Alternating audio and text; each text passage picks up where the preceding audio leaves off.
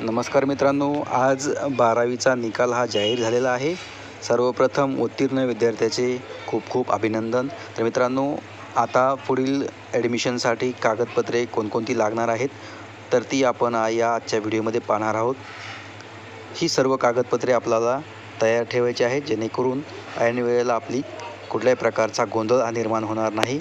तर मित्रांनो, तुम्ही जर चॅनलवर पहिल्यांदा आला असाल तर चॅनलला नक्की सबस्क्राईब करा आणि बेल आयकॉनला प्रेस करा जेणेकरून अशाच प्रकारचे नवीन महत्त्वपूर्ण व्हिडिओ आपण या चॅनलवर घेऊन येत असतो।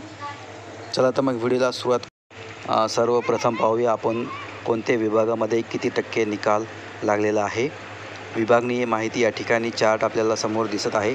तर कोकण विभाग सर्वात जास्त निकाल लागलेला आहे 97.51%, पुणे विभाग 94.44%, कोल्हापूर विभाग 94.24%, अमरावती 93%, छत्रपती संभाजीनगर 94.8%, नाशिक 94.71%, लातूर 92.36%, नागपूर 93.12% आणि मुंबई 91.95% हा निकाल लागलेला आहे।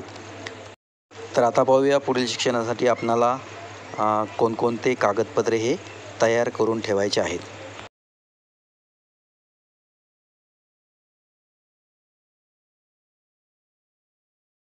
या ठिकाणी list of document required for direct second year engineering and pharmacy.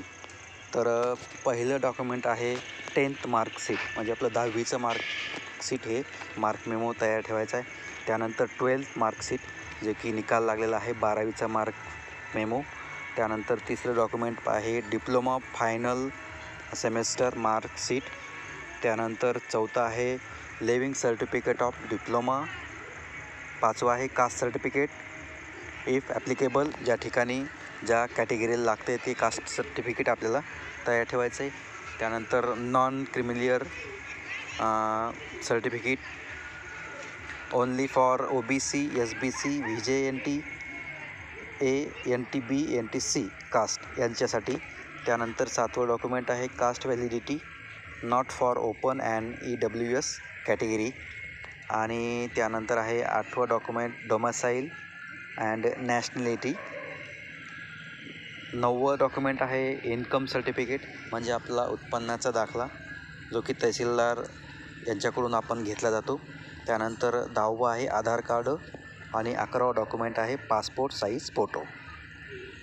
तर ही डॉक्युमेंट आपल्याला या ठिकाणी तयार ठेवायची। त्याचबरोबर BSc ॲग्रिकल्चरला ॲडमिशन घ्यायचं असेल तर जवळपास हीच डॉक्युमेंट आपल्याला तयार ठेवायची आहेत।